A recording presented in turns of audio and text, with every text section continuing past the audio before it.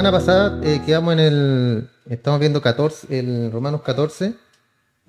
Hoy día veremos del 14 al 23 y estábamos hablando, ¿cierto? Por ejemplo, en el versículo 12 dice, de manera que cada uno de nosotros dará a Dios cuenta de sí, así que ya no nos juzguemos más los unos a los otros, sino más bien decidir no poner tropiezo u ocasión de caer al hermano. Hablamos también, ¿cierto? Cuando Pablo hace la pregunta, dice, pero tú, ¿por qué juzgas a tu hermano? O tú también, ¿por qué menosprecias a tu hermano? Porque todos compadeceremos ante el tribunal de Cristo. Y estamos hablando acerca de la conducta del cristiano, ¿cierto? De qué es lo que podemos hacer, bueno, que todo lo podemos hacer, ¿cierto? Que todo no es lícito, pero no todo nos conviene. Todo me es lícito, dice Pablo, pero yo no me dejaré dominar por nada.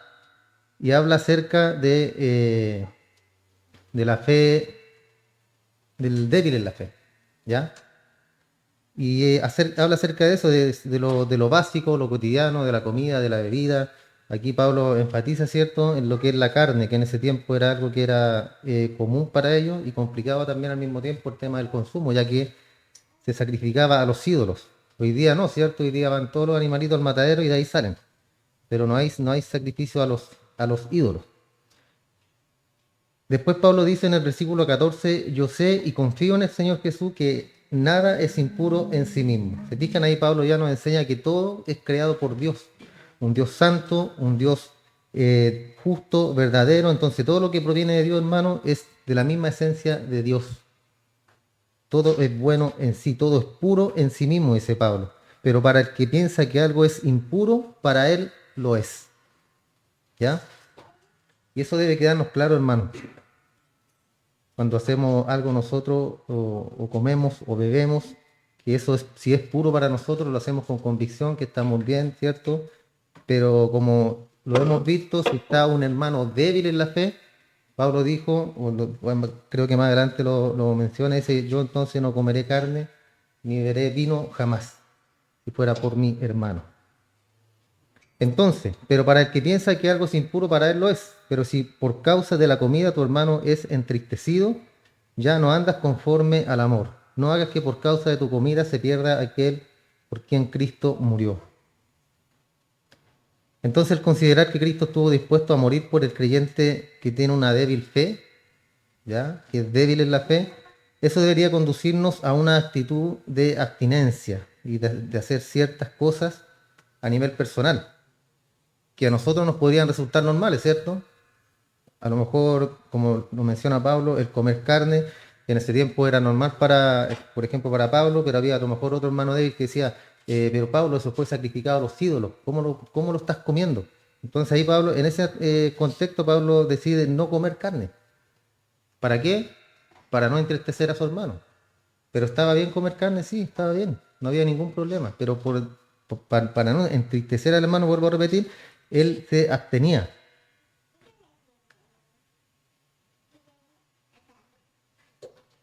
Entonces deberíamos tener esa actitud nosotros de abstinencia con ciertas cosas que a nivel personal nos resultan normales y que equivaldría a colocar obstáculos que podrían perjudicar en el proceso del crecimiento espiritual de la vida cristiana. Aquí no se refiere ya cuando habla de que se pierda aquel hermano porque en Cristo murió, no está hablando de perderse, ¿ya? No está hablando de perder la salvación o que el hermano ya se va a ir de la iglesia y no va a llegar nunca más a la iglesia, sino que habla del proceso del crecimiento que nosotros estamos siendo obstáculos. O sea, es un perjuicio que le estamos haciendo al hermano, pero es un perjuicio temporal. Pero ¿por qué deberíamos hacerlo? ¿No sería mejor, cierto, abstenernos de ciertas cosas y no hacerlo mejor y que el hermano no se entristezca, que el hermano no caiga, cierto, que no sufra ese perjuicio emocional? Después Pablo agrega y dice en el 16, no deis pues lugar a que se hable mal de vuestro bien. Repito, las cosas pueden ser buenas para usted, pero para el hermano débil en la fe pueden ser malas. Entonces, ¿qué debemos hacer nosotros? No hacerlo. Si el hermano le perjudica. Entonces no deis pues lugar a que se hable mal de vuestro bien. En otras palabras, la libertad cristiana que usted tiene no puede conducir a una manera abusiva de decir algo u obrar en algo también que pueda negativamente perjudicar la conciencia de nuestros hermanos cristianos. Entonces que no se hable no demos lugar para que se hable mal de nuestro bien. Habla también de la autolimitación, ya, del control que debemos tener nosotros, de una limitación voluntaria, que es lógica, cierto, que viene de parte del amor. Debemos nosotros, hermanos, considerar todo lo que estudiamos en la Biblia en base al amor, ¿ya? Porque todo lo que usted puede hacer, abstenerse de cosas o dejar de hacer algo por su hermano, necesita amor. Si no tiene amor, no va a poder hacerlo.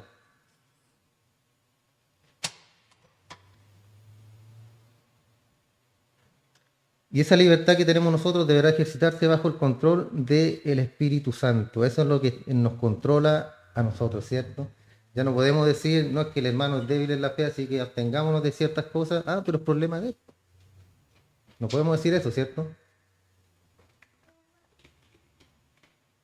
Sino que lo lógico es entender y comprender que uno, o la persona, ¿cierto?, que es fuerte en la fe, tiene sus convicciones claras, tiene sus cosas claras, hace algo, ¿cierto?, que al hermano le entristece o le va a perjudicar para su ayuda emocional o cristiana, yo no lo voy a hacer.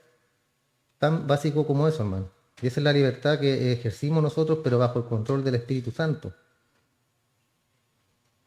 ¿Todo eso para qué? Para facilitar el crecimiento espiritual de los creyentes.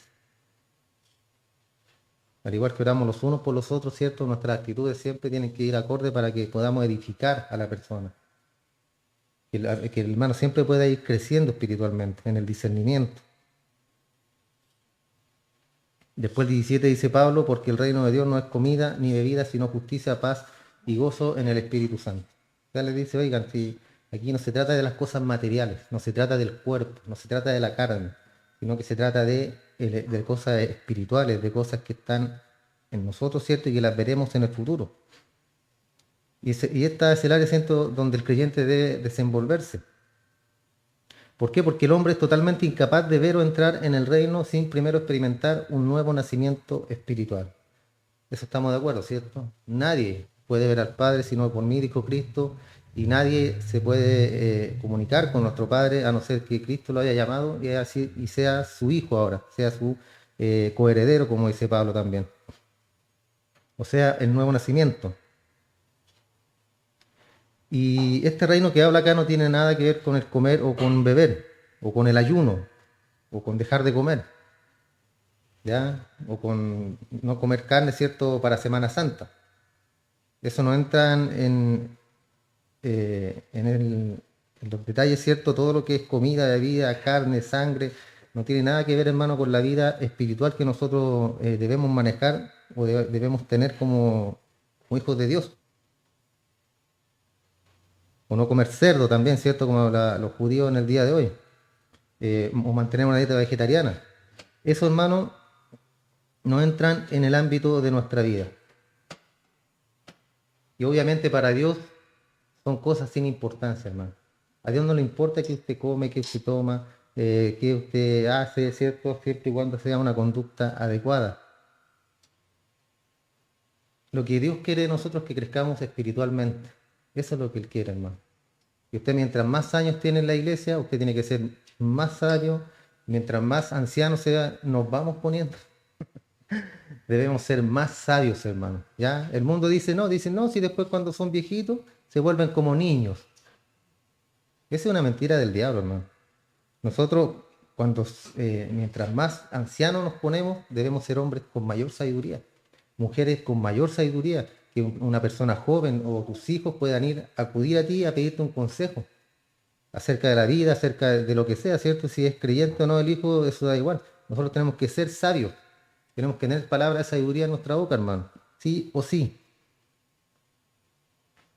El hecho de que nos alimentemos, ¿cierto?, cada domingo y toda la semana, yo pienso también que ustedes se alimentan en sus hogares, escuchando predicaciones, leyendo la escritura, teniendo comunión con Dios, ¿cierto?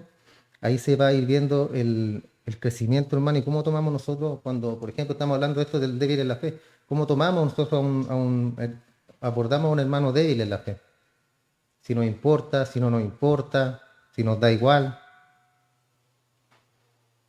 Por eso Pablo enfatiza aquí, dice el reino de Dios no es comida ni bebida. No importa lo material en el cielo, porque eso va a ser justicia, paz y gozo.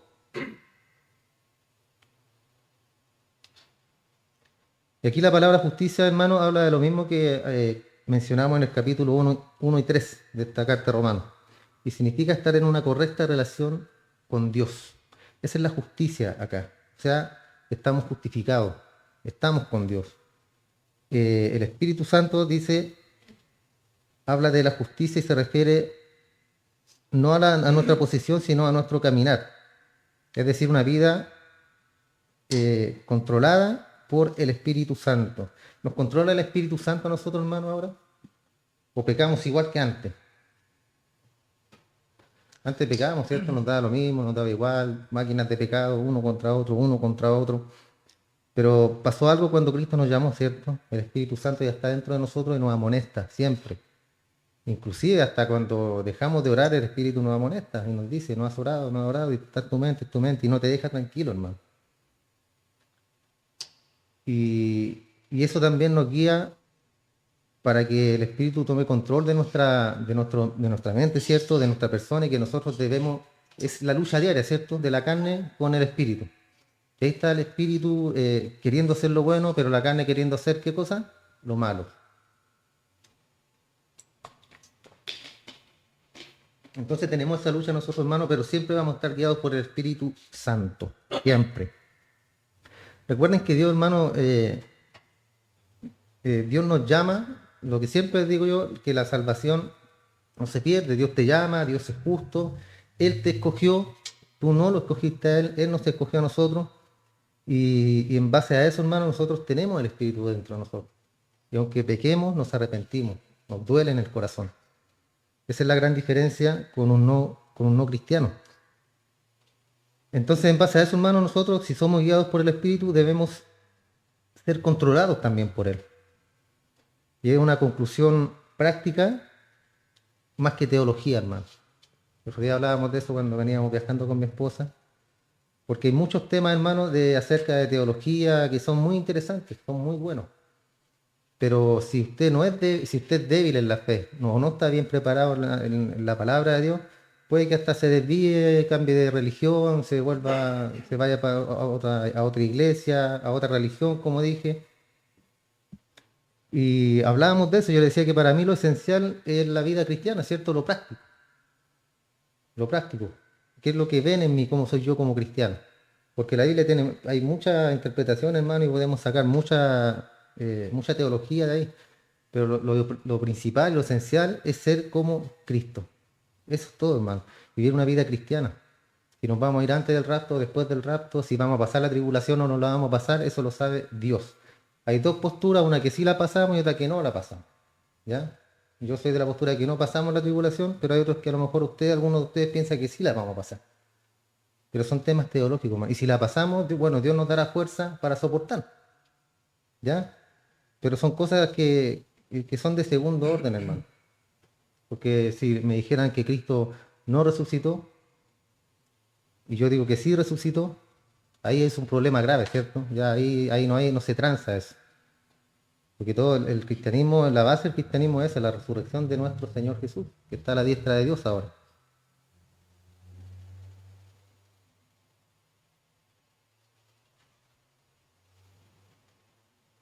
Entonces, esto del espíritu también que gobierna en nosotros, hermanos, también es algo más moral que verbal. Se trata de una justicia relacionada con el Espíritu Santo, más que de una justicia relacionada con Cristo.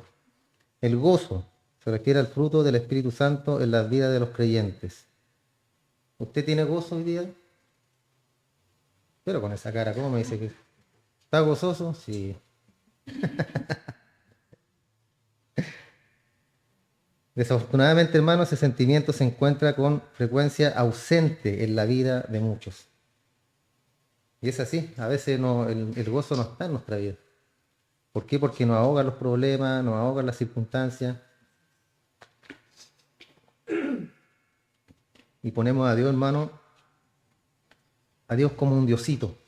Ya no es Dios, ¿cierto? Que cuando estamos bien y va todo bien en la vida, ahí es Jehová, el poderoso, el grande en batalla, aleluya, ¿cierto? Pero viene el problema, que, ay, ¿qué voy a hacer? Y Señor, y ayúdame, ayuda, y nos desesperamos, igual que Pedro, ¿cierto? Cuando estaba en el mar. Y este gozo, hermano, está ausente de muchos cristianos también.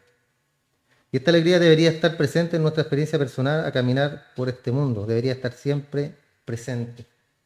Yo siempre les digo, nos podemos entristecer, sí, podemos llorar, sí, podemos andar con la cara triste, sí, pero tiene que inundarte un gozo dentro, hermano, de que todo va a estar bien. Esa es la clave. Obviamente vamos a llorar, vamos a sufrir, vamos a estar enfermos, pero lo que cambia es cuando tu vida espiritual está firme, vas a estar bien. Aunque estemos con la pata adentro del cajón, vamos a estar bien. ¿Por qué? Porque estamos seguros en Cristo. En Él estamos seguros, hermano. Y jamás nos vamos a perder si estamos con Él. Ni la muerte, ni lo alto, ni lo profundo, ni nada, ¿cierto? Decía Pablo, nos podrá separar del amor de Cristo, del amor de Dios, que es en Cristo Jesús.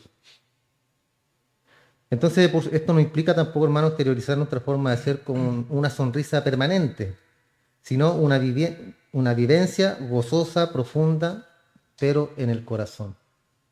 Debe ser en el corazón, ¿cierto? Porque recuerde que el corazón, donde salen los malos, donde van los malos pensamientos, salen las palabras. Cuando se habla del corazón en la escritura, se habla de la mente, de lo que uno piensa.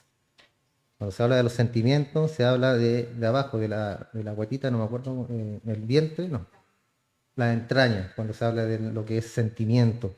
Entonces nosotros ese gozo debemos tener en el corazón, hermano, el espíritu que gobierne nuestra mente. Y aunque estemos tapados en problemas, saber que Dios está ahí con nosotros.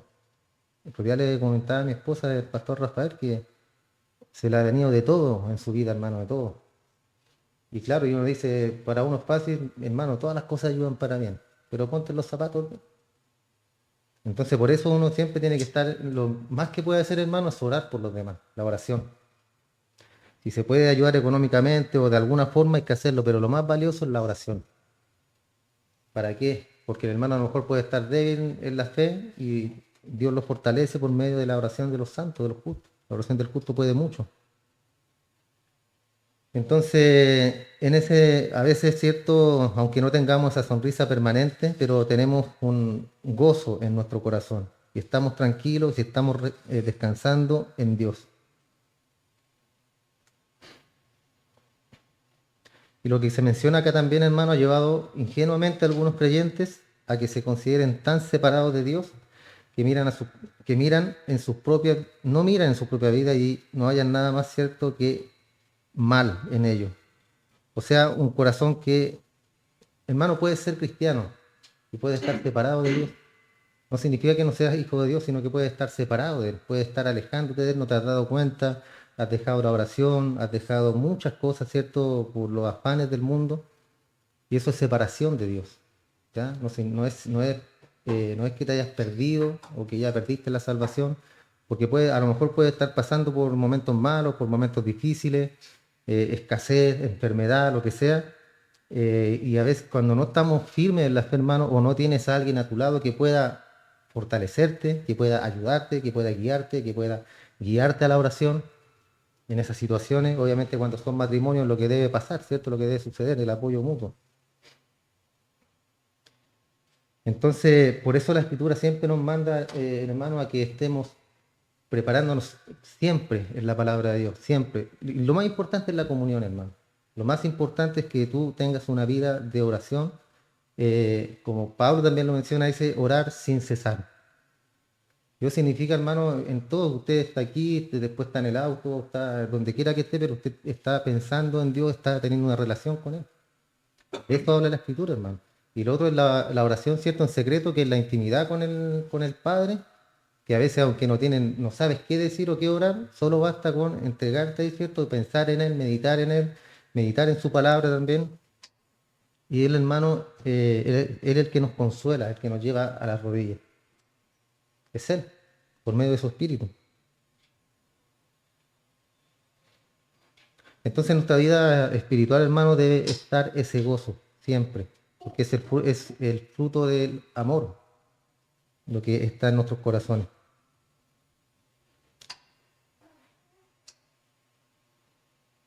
Así también hay muchos de ellos que se han entregado por completo a una crítica de las vidas de los demás. Algunos hasta son deshonestos en la forma de actuar con los demás. Y esto habla de cristianos, hermano, de personas cristianas. que se entregan a la crítica de la vida del resto. Entonces es necesario notar que no hay ciertas leyes escritas que los creyentes deban seguir, hablando cierto en el contexto, pero hay principios que debemos aplicar a nuestras vidas.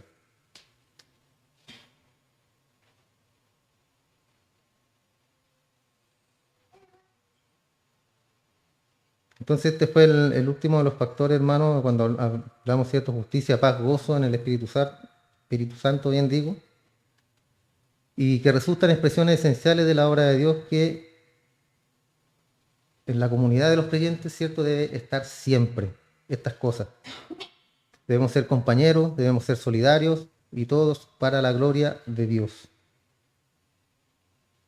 Un creyente sinceramente inquietado por contribuir al bien común se preocupará primordialmente de la obra del Espíritu Santo en su vida, o sea, la caridad parte por casa. Yo tengo que edificarme yo para poder edificar a mi hermano, ¿ya? Exhortarlo, darle palabra de aliento, palabra de fe, de confianza.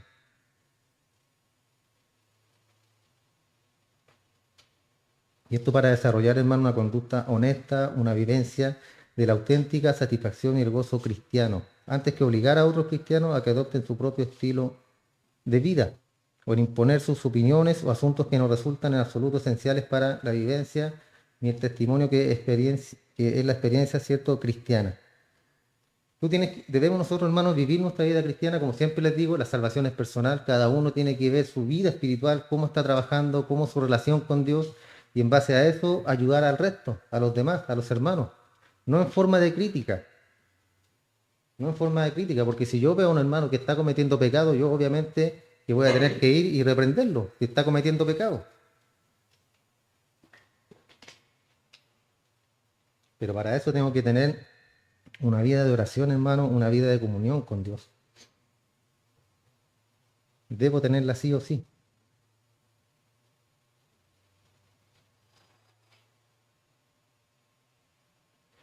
Y al parecer siempre volvemos al mismo punto, que es que otorgamos frecuentemente mayor importancia a las apariencias, a las supuestas expresiones externas de nuestra fe cristiana, que a las realidades íntimas del corazón. Y esto abunda mucho hoy día, hermano.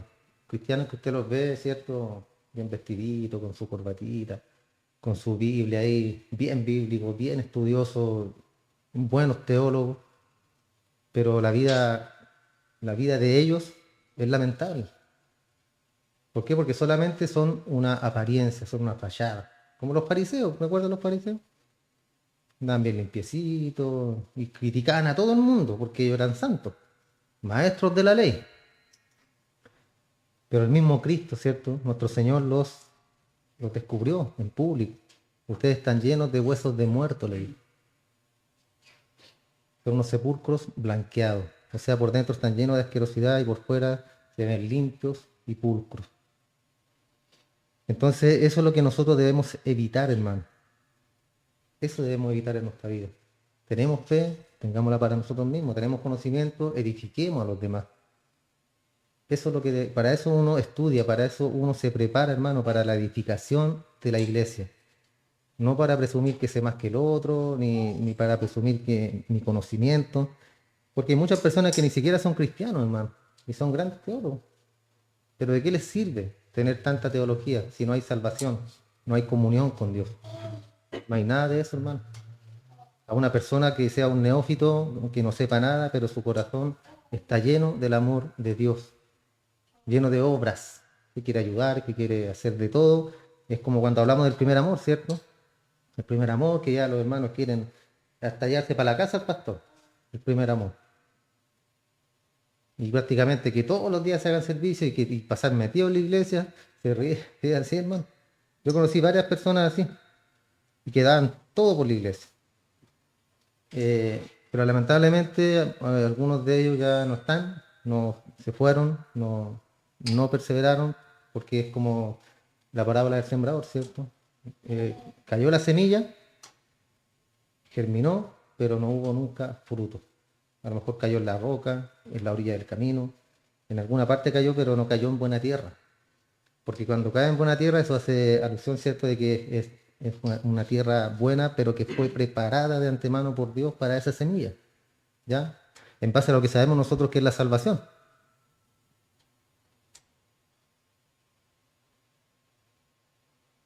Entonces vivimos pendientes de los demás, de sus palabras, de su conducta, de sus coherencias, de su trayectoria cristiana. Y al malgastar nuestro tiempo de esta manera nos descuidamos nuestra propia vida, de la cual tendremos que dar cuenta el día en que compadezcamos ante la presencia de Dios. Hermano, yo voy a dar cuenta por mi vida, no por la suya. Usted va a dar cuenta por su vida, no por la mía. Entonces, ¿a quién debe edificar usted? A usted mismo. ¿De quién debe preocuparse espiritualmente usted? De usted mismo. Yo como padre, ¿cierto? De mi hijo, mi esposa trabaja con mi hija, y así, pues, hermano. Pero yo no voy a dar cuenta de Juanito. Si Juanito se portó mal, si se portó bien, no va a ser problema, Juanito. Entonces, por eso la palabra siempre es a exhortarle, hermanos, que sigan el camino de la oración y de la lectura de la palabra, es lo único. Eso, hermano, eso es lo que te va a hacer crecer. Que estemos aquí el día domingo te ayuda, pero no te va a generar el crecimiento que tú necesitas siempre. No lo vas a lograr si tú no tienes una vida de oración y de lectura bíblica. Si te conformas solamente con venir el día domingo y después no haces nada en la semana. Pablo en su primera carta a los Corintios, en el capítulo 4, verso 5, dice, por lo tanto, no juzguéis nada antes de tiempo. Esperad a que el Señor venga y saque a la luz lo que ahora está en la oscuridad. Y dé a conocer las intenciones del corazón. Entonces Dios dará a cada uno la alabanza que haya merecido. ¿Se fijan? Esa va a ser la tarea de Dios, hermano, o de Cristo cuando venga, cuando estemos ante el tribunal de Cristo. Esa va a ser la tarea de Él, no nuestra. Por eso enfócate en ti, enfócate en tu oración, en tu comunión con Dios. Verso 18, el que de esta manera sirve a Cristo agrada a Dios y es aprobado por los hombres. Y aunque haya un reino literal sobre la tierra, el apóstol estaba aquí hablando sobre el ámbito espiritual, el cual, cierto, se entra por medio del nuevo nacimiento. Cuando nosotros nacemos de nuevo, entramos a la esfera espiritual, y es algo completamente diferente a vivir sin Cristo. Entonces Cristo no es servido por la comida o por la bebida, sino que nuestro servicio para Él debe estar relacionado con la justicia, la paz y el gozo. Ese debe ser nuestro servicio, hermano, para Dios, para Cristo. Justicia, paz y gozo. Él no va a preguntarle cuando llegue al cielo qué comía. ¿Comía cerdo? ¿Comía chuletas de cerdo? ¿Qué día hacían servicio en tu iglesia? El sábado, Señor. No, pues el domingo, el día del Señor. ¿Por qué? Esas cosas no importan, hermano. Te puedes reunir de lunes a viernes si quieres, o reunirte 2 días o 3 días, eso no importa. Lo importante es a qué se viene a este lugar, hermano. ¿Vienes a aprender? ¿Vienes a cantarle al Señor? ¿O viene a copuchar a ver cómo está el hermano? A ver cuál está más débil para después andar pelándolo? ¿O cuál cometió cierto pecadillo por ahí que lo vio para contárselo a otro?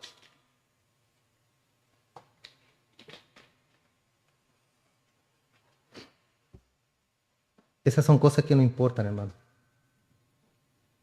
Recuerden que van a haber galardones en el cielo, van a haber premios, no aparece en la escritura como tal, pero se supone que algo habrá, ¿cierto? Porque dice que entregará recompensa según sus obras, o sea, según lo que usted haya hecho, porque hay cristianos, hermanos, hay cristianos flojos, hay cristianos que hacen muchas obras, hay otros que hacen menos, entonces cada uno recibirá recompensa según la obra que haya hecho. ¿Ya? No está hablando de perder salvación, no está hablando de que esté culpable al infierno, a ver qué hizo, hizo más cosas buenas o cosas malas, ya cosas, no, te pasaste en las malas, así que para abajo. No, sino que va a ser, ¿cierto? Se va a confirmar esa salvación que Él nos entregó.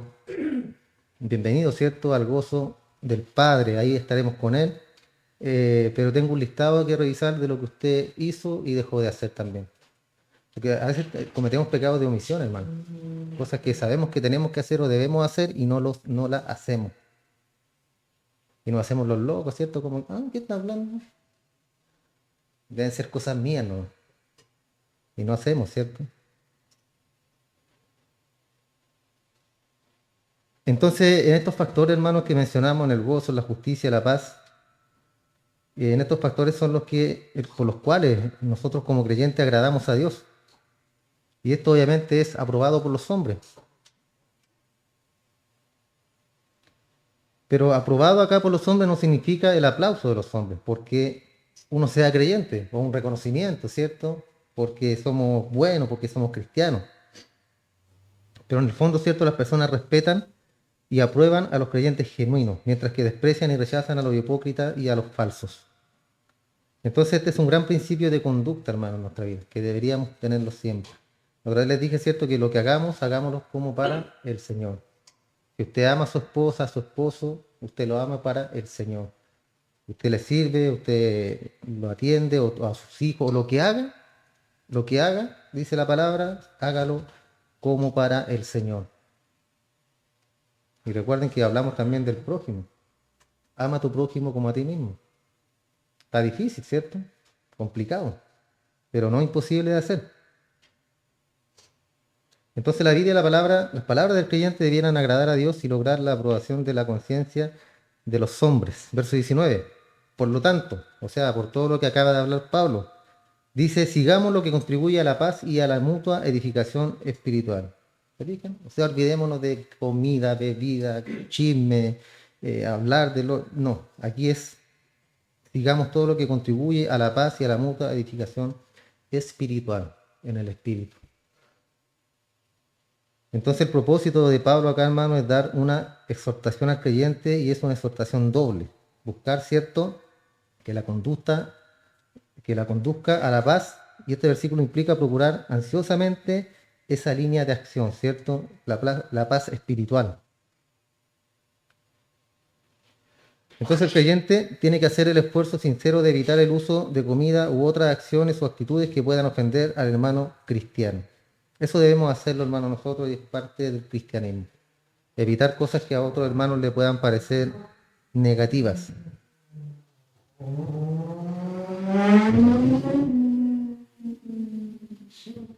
Entonces podríamos de alguna forma llamar este el aspecto negativo de la exhortación de Pablo. Y el aspecto positivo es proseguir activamente hacia la meta de los valores espirituales tales como la justicia, la paz, el gozo y el Espíritu Santo.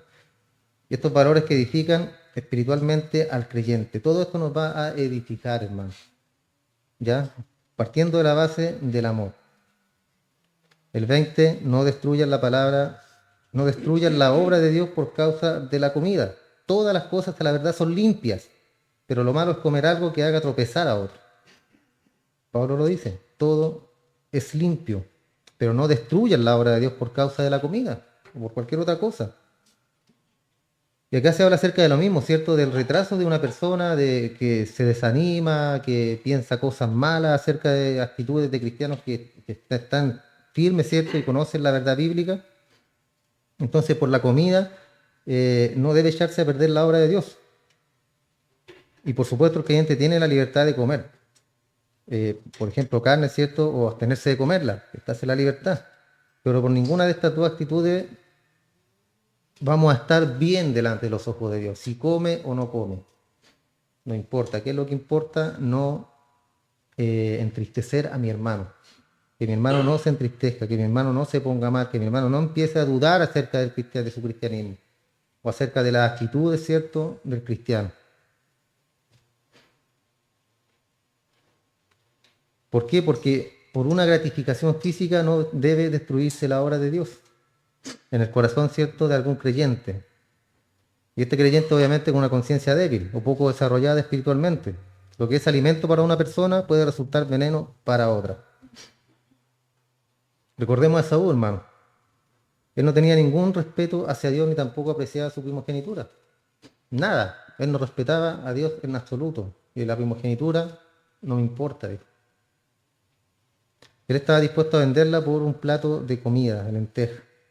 Y el consejo es que no vendamos nosotros nuestra bendición de la primogenitura por satisfacer la carne. En el mismo sentido, ¿cierto? Acá Pablo, vuelvo a decirle, hermano, está hablando de la carne porque la carne era sacrificada a los ídolos. Pero para Pablo, imagine Pablo que era fariseo de fariseos. Él después escribe y dice, no se copan de todo por causa de la conciencia. Pablo había entendido, Pablo la tenía clara, hermano. Pero si mi hermano me ve comer y se entristece, no, entonces no, yo no voy a comer. ¿Por qué? Porque estoy pecando contra mi hermano. Aunque yo sé, estoy firme y sé que puedo comerla, decía Pablo, pero yo no lo voy a hacer porque no quiero entristecer a mi hermano. No quiero que se entristezca hablando espiritualmente, ¿ya? No que se va a poner a llorar. Sino que voy a retener o voy a frenar su crecimiento espiritual. ¿Por una comida? Entonces él decía, no. Mejor es no comer carne, ni beber vino, ni hacer nada que ofenda, debilite o haga tropezar a tu hermano. En otras palabras, dice Pablo, lo carnal déjalo fuera y siempre algo espiritual, para que tu hermano sea edificado. Entonces Pablo vuelve acá a los mismos temas, comida y bebida. Y después añade una declaración generalizada diciendo ni hacer nada. ¿Y qué significa nada en griego? Nada. Entonces todo lo que resulte cuestionable, o sea, un asunto de conciencia para un creyente con una conciencia débil, ¿ya? O poco desarrollada, se convierte en una actitud errónea para el creyente con una conciencia firme. Porque tenemos los dos tipos, hermano, el firme en la fe y el débil en la fe.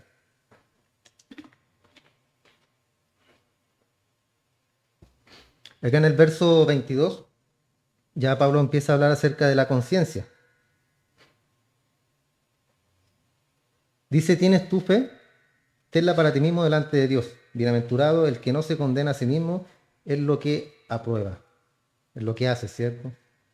Nuevamente hablando de la comida. La fe que tienes, guárdala para ti, dice otra versión, guárdala para ti mismo, delante de Dios. Dichoso aquel que usa su libertad sin cargos de conciencia.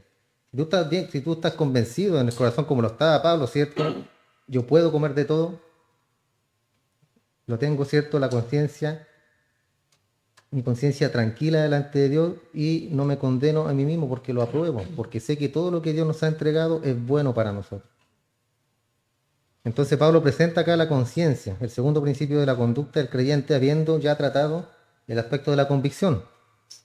Y nos está diciendo que cuando esperamos o tratamos de hacer algo para Dios, debemos hacernos la pregunta, ¿es propio o correcto para mí hacer esto? ¿Es propio o es correcto para mí hacerlo? ¿Lo puedo hacer con entusiasmo, con expectativa y con gozo? De vuelta, ¿cierto? Pablo comiendo carne, sacrificada a los ídolos.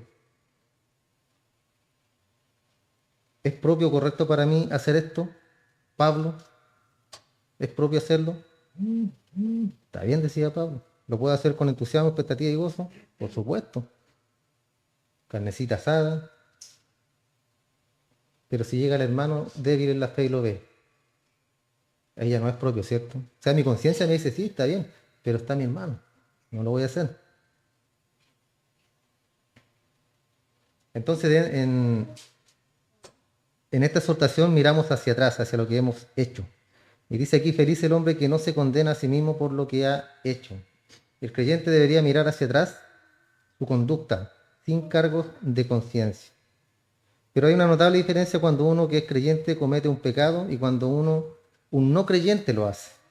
Si un creyente comete pecado, lo confiesa ante Dios, ¿cierto? Se arrepiente de lo que ha hecho, confiesa su pecado con todas sus letras, ¿ya? Usted no dice, Señor, perdóname, tú sabes lo que hice. No, si Él sabe, pero que Él quiere que nosotros lo confesemos con todas sus letras. Y nos arrepentimos y ¿qué le decimos? Señor, no quiero volver a hacerlo, no quiero volver a cometer el pecado. El hijo pródigo el hijo pródigo, cierto, me levantaré, dijo, e iré a mi padre. ¿Después de qué? De que sufrió. Después de que pasó todo el sufrimiento.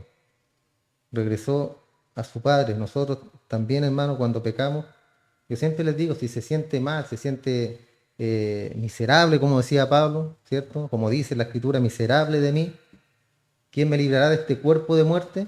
Que así nosotros deberíamos sentirnos siempre, hermano. ¿Por qué? Porque la conducta de la carne siempre nos va a llevar al pecado y siempre va a estar esa lucha. Entonces siempre nos vamos a sentir miserables. ¿Por qué? Porque mientras estemos en la carne, hermano, vamos a pecar. Y eso nos vuelve miserables ante Dios porque como dice Pablo, la ley del Espíritu, ¿qué es lo que quiere el Espíritu en mí? No quiere pecar, ¿cierto? Ojalá ser santo, no pecar, leer todo el día, orar todo el día, estar siempre en comunión con Dios, el Espíritu lo quiere. Pero la carne le da flojera, le da pereza, no quiere, hace frío, hace calor, mil excusas para no tener esa comunión con Dios. Entonces eso lo vamos a tener siempre, hermano, pero lo que Dios quiere es que usted tenga un corazón sincero, un corazón puro, un corazón que se arrepienta, pero de verdad. No que diga perdón, Señor, pero dentro de sí, así después lo voy a volver a hacer igual, o voy a volver a caer. Arrepentirse en el momento y Dios conoce el corazón, hermano. A él no lo podemos burlar. Eh, en la primera carta de Juan, en el capítulo 1, verso 9, dice, si confesamos nuestros pecados, Él es fiel y justo para perdonar nuestros pecados y limpiarnos de toda maldad. ¿Qué más necesitamos más? Podrá decir usted, no me siento digno, no me siento digno de arrodillarme ante mi Señor. Entonces no es su Señor, porque el Señor le está diciendo que confiese su pecado y Él es fiel y justo y lo va a perdonar. Y más encima, de yapa, lo va a limpiar de toda maldad. ¿Me fijas? Entonces, qué es lo que nosotros no entendemos, hermano? ¿O qué es lo que no logramos entender muchas veces? Y nos pasa a todos. A mí también me ha pasado, hermano. Pero la gracia de Dios siempre te va a llevar a las rodillas, a que tú te arrepientas. Y a buscar siempre el nombre de Dios, hermano. Y lo interesante en el relato del hijo pródigo es que no tenemos ninguna información de que él volvió al año siguiente a vivir con los cerdos. Nos muestra la parábola, ¿cierto?, que él regresó al Padre. Y después nos dice, no, empezó con sus cuestiones de no y se fue otra vez. Y ahí que le pasara plata y que le pasara un caballo, un camello, no sé. Y se volvió a ir y volvió a regresar. No, hermano. Tenemos, lo que esto nos enseña es que el Padre siempre está con los brazos abiertos esperándonos, hermano. Esperando que nosotros confesemos nuestro pecado, que confesemos que necesitamos de su ayuda. Entonces a este hombre, el hijo pródigo, no le gustó esa vida entre medio de los cerdos. Y supongo que a nosotros tampoco nos debiera gustar estar entre medio de la mugre de los cerdos. Es mejor estar en la casa de Dios, ¿cierto? Mucho mejor. Sin embargo, un no creyente, a pesar de las consecuencias de su pecado, pensará que después de todo lo que ha pasado, ¿cierto?, que lo pasa bien con el pecado y valdrá la pena pecar una y otra vez. Llega el punto, hermano, que he escuchado comentarios yo también de que no me gusta el frío, así que voy a estar en el infierno y como es calentito, así que ahí voy a estar en mi salsa. Entonces ellos no piensan, hermano, la consecuencia espiritual ni de lo que están hablando. No entienden nada. Porque a quién se le pasaría por la mente es mejor estar en el infierno, estar calentito.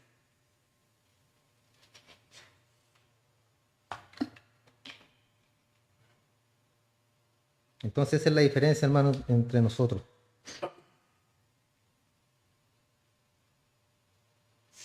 Entre la persona que peca, que no es creyente, y el creyente que peca, que se arrepiente.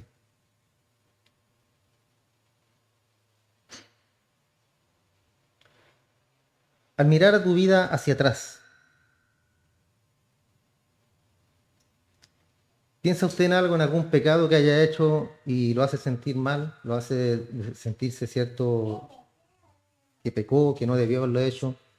Yo creo que sí, ¿cierto? Al igual que yo, todos aquí tenemos nuestro pasado y hemos hecho cosas a lo mejor que no debimos haber hecho, pero la misericordia de Dios en su perdón, en su gracia, Él nos ha restaurado. Para nosotros fue un error hacerlo, pero para la gente del mundo no. Inclusive lo volverían a hacer.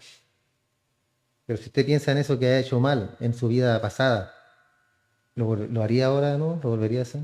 No, ¿cierto?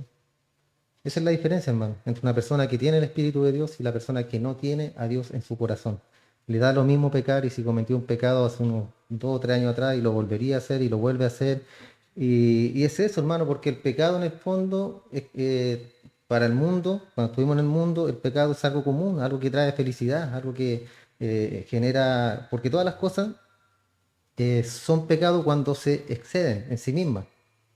¿Ya? Hablando, como está hablando acá Pablo en el contexto de la comida y de la bebida y del alimento. Al igual, el pecado, ¿cierto?, se ve o debe verse reducido en nosotros una vez que el Señor nos llama. ¿Pecamos? Sí. Eventualmente, sí, de repente, a veces, todos los días, sí, porque no hay un día que nosotros no pequemos, hermano. Y el que me diga que no ha pecado hoy el día de hoy, hay piedra allá afuera. Nos vamos a lapidar. Pero ¿qué entendemos de esto, hermano? Que Dios es fiel, que Dios es justo y Dios es misericordioso. Recuerden que nosotros recibimos misericordia, hermano. Es algo que nadie merece. Es algo que se da, es algo gratis. Y algo que Dios entrega. No que usted la pida y se la va a dar porque usted anda en el mundo, es perdido, no. Él lo llama. Después, claro, uno puede pedirla, ¿cierto? Señor, ten misericordia de mí. Sus misericordias son nuevas cada mañana. Pero en principio Él tuvo misericordia de nosotros, hermano. Y de todo el mundo que va rumbo al infierno nos tomó y nos trajo y ya ustedes van a ser para mí. Es maravilloso, hermano, que tengamos esa seguridad nosotros como cristianos, como creyentes. Entonces, si miramos atrás, en el caso de la conciencia nos estaría acusando, indiferentemente de lo que hayamos hecho y de la cantidad de gente que también haga lo mismo, para usted fue un error hacerlo.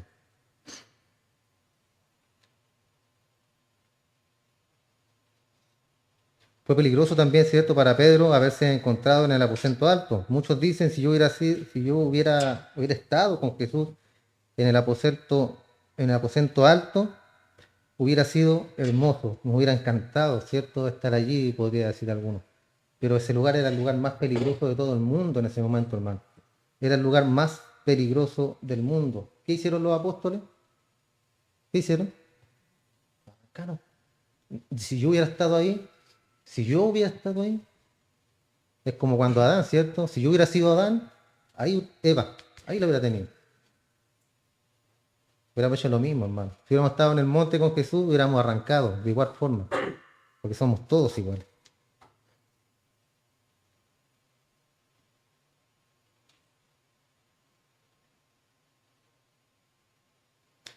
Entonces era el lugar más peligroso de toda Jerusalén en esa noche, hermano. O sea que reafirmamos que la conclusión de que dichoso es aquel que no se condena a sí mismo por lo que haya hecho, porque podrá ejercer su libertad sin cargo de conciencia. Después conocemos la historia de Pedro, ¿cierto? Una historia maravillosa que habla, ¿cierto? Y ratifica la confianza de la salvación eterna que Dios nos entregó a nosotros. Porque lo que hizo Pedro, si yo hubiera sido Dios, estaría chicharrándose en el infierno Pedro. Pero eso no era lo que nos quería mostrar nuestro Padre, ¿cierto? Sino que nos quería mostrar su inmensa misericordia, hermano. Que después que Él lo maldijo, y sabemos a lo que se refiere cuando lo maldijo, después Dios lo restauró. ¿Usted ha maldecido a Dios alguna vez? No, ¿cierto? Yo creo que no. Entonces tenemos más posibilidades que Pedro, por más. Y si caemos, Él nos va a restaurar y nos va a ayudar y a guiar siempre. Verso 23, pero el que duda sobre lo que come, se condena a sí mismo porque no lo hace con fe. Y todo lo que no proviene de fe es pecado. Ahí concluye Pablo. Entonces dice que todo lo que no se hace con la convicción de la fe es pecado. Entonces nosotros como cristianos, hermanos, debemos creer lo que estamos haciendo. Y si lo creemos, entonces no debería, y si no lo cree, entonces no debería hacerlo. Y hay otra definición acá de pecado para el creyente. Cualquier línea de conducta o cualquier acto que no constituya un fluir de la fe se convierte en pecado. Y esta es la respuesta del Espíritu Santo a las actitudes cuestionables. Y ya que el cristiano es salvo por fe, él debe andar y vivir por fe. Nosotros fuimos salvos, hermanos, por medio de la fe. El mismo Señor puso en nosotros. Entonces, si tenemos esa fe, debemos caminar en fe. En todo lo que hacemos, hacerlo para la gloria de Dios. Y cuando lo hace para la gloria de Dios, no le va a costar ni siquiera amar a su prójimo, hermano. ¿Oramos?